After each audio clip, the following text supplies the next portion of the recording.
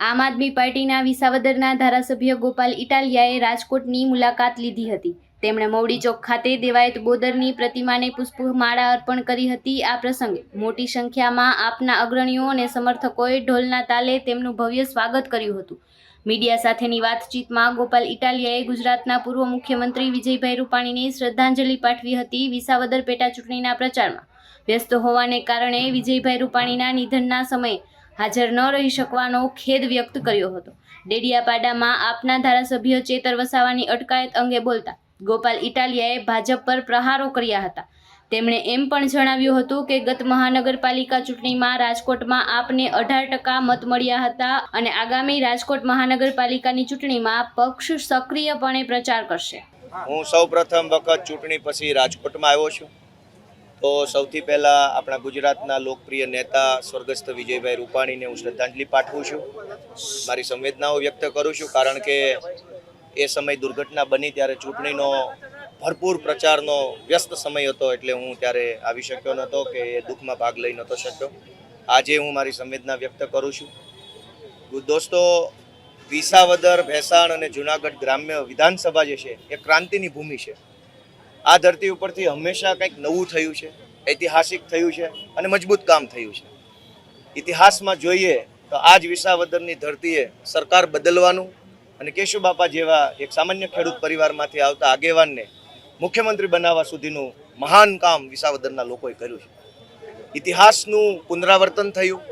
ફરી એક વખત આ જ વિસાવદરની જનતાએ ભાજપની આખી સરકાર, ભાજપ આખી પાર્ટી, પૈસા, પોલીસ તંત્ર, દારૂ, બુટલેગર તમામ તાકાતોને ધ્વસ્ત કરીને લોકતંત્રનો વિજય કરવાનું, સંવિધાનનો વિજય કરવાનું, લોકોના સંકલ્પની તાકાતનો વિજય કરવાનું કામ વિસાવદર ભેસાણની મહાન જનતાએ કર્યું છે. એ બદલ હું વિસાવદર, ભેસાણ અને જૂનાગઢ ગ્રામ્ય પંથકના સૌ મતદારોનો ખૂબ ખૂબ હૃદયપૂર્વક આભાર વ્યક્ત કરું છું. આ વિસાવદરની ચૂંટણીમાંથી 3 જે મહત્વના સંદેશ ગુજરાતની જનતાને મળ્યા છે, એ સંદેશ વ્યક્તિ સુધી પહોંચે, ઘર ઘર સુધી પહોંચે, તેના માટે વિજય સંદેશ યાત્રાનું આયોજન કર્યું છે.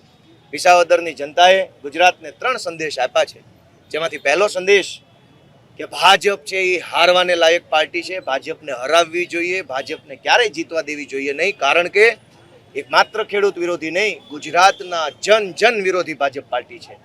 તો પહેલો સંદેશ કે ગુજરાતમાંથી ભાજપને હરાવવી જ જોઈએ. બીજો સંદેશ કે ભાજપને હરાવી શકાય છે, પેટા ચૂંટણી હોવા છતાંય. આખી સરકાર, પ્રશાસન, પૈસા, મંત્રી, તંત્રી, જંત્રી બધું જ લાગેલું હોવા છતાંય વિસાવદરની જનતાએ સાબિત કરી દીધું કે જો જનતા ધારે, જનતા નક્કી કરી લે, મુઠ્ઠી બાંધી લે, તો ભાજપને હરાવી શકાય એમ છે.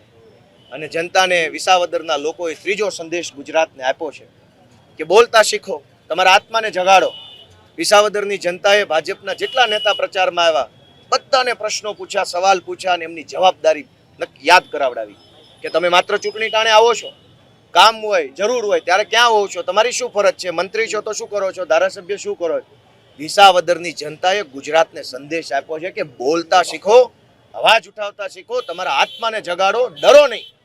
આ 3 મહત્વના સંદેશ ગુજરાતના વ્યક્તિના ઘર સુધી, મન સુધી પહોંચે, એના માટેના પ્રયત્ન કરવા આજે અમારી યાત્રા છે. અમારા માનનીય નેતા ઈશુદાનભાઈ ગઢવી, માનનીય રાજુભાઈ કરપડા, અમારા માનનીય મનોજભાઈ સોરઠિયા, અજીતભાઈ લોખીલ, દિનેશભાઈ જોશી, આ બધા જ અમારા નેતાઓની હાજરીમાં અમે આજે આ વિજય સંદેશ યાત્રાનું આયોજન કર્યું છે.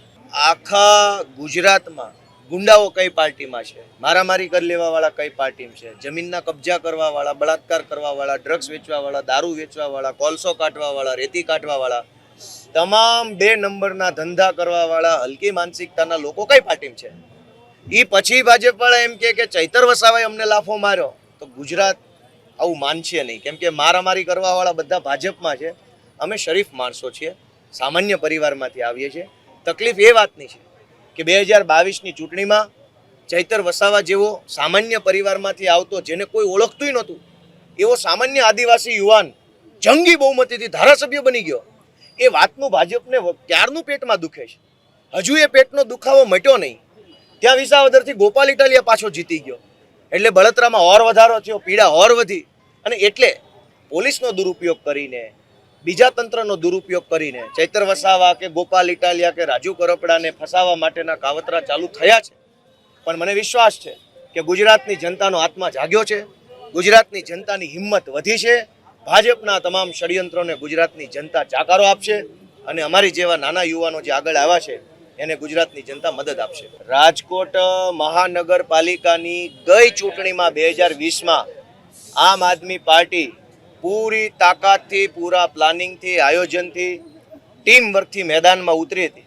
અને એ વખતે જ્યારે આમ આદમી પાર્ટી આટલી મોટી પાર્ટી નથી, આટલા ધારાસભ્યો નહોતા, આટલી મજબૂત વિપક્ષ તરીકે ગુજરાતમાં સ્થાન નહોતું, તેવા સમયે રાજકોટની જનતાએ 18% કરતાં પણ વધુ મત આપી અને એક સંદેશ આપ્યો આમ આદમી પાર્ટીને કે ચાલુ રાખજો, કામ કરજો, તમારી સાથે છીએ. આ વખતે 18% છે, આવતી વખતે 38% કરી દઈશું.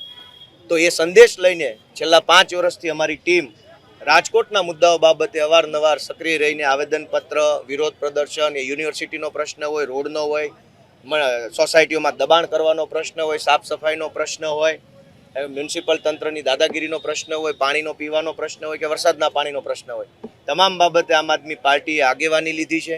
વિરોધ પક્ષની આ 5 વર્ષ ભૂમિકા ભજવી છે અને એટલે હવે અમારું આગળનું આયોજન એ છે કે રાજકોટની જનતા અમને મહાનગરપાલિકાની જવાબદારી સોંપે, અમારા ભણેલા ગણેલા બાહોશ હોશિયાર યુવાનોને સત્તા સોંપે, એમના નેતૃત્વમાં રાજકોટ વિકાસ કરે, પ્રગતિ કરે, એ માટે અમારી પૂરી તૈયારી છે. તમામ વોર્ડમાં પૂરી તાકાતથી, પૂરા આયોજનથી આખી આમ આદમી પાર્ટી ચૂંટણીના મેદાનમાં ઉતરશે અને જનતાના આશીર્વાદથી આ વખતે કંઈક સારું પરિણામ પણ લાવશે. સ્વાભાવિક છે કે ભાજપમાં રહેલો કાર્યકર જાણે છે કે આ ખોટું છે, કોંગ્રેસનો કાર્યકર પણ જાણે છે કે પાર્ટીમાં ખોટું થાય છે, પણ અત્યાર સુધી વિકલ્પ નહોતો.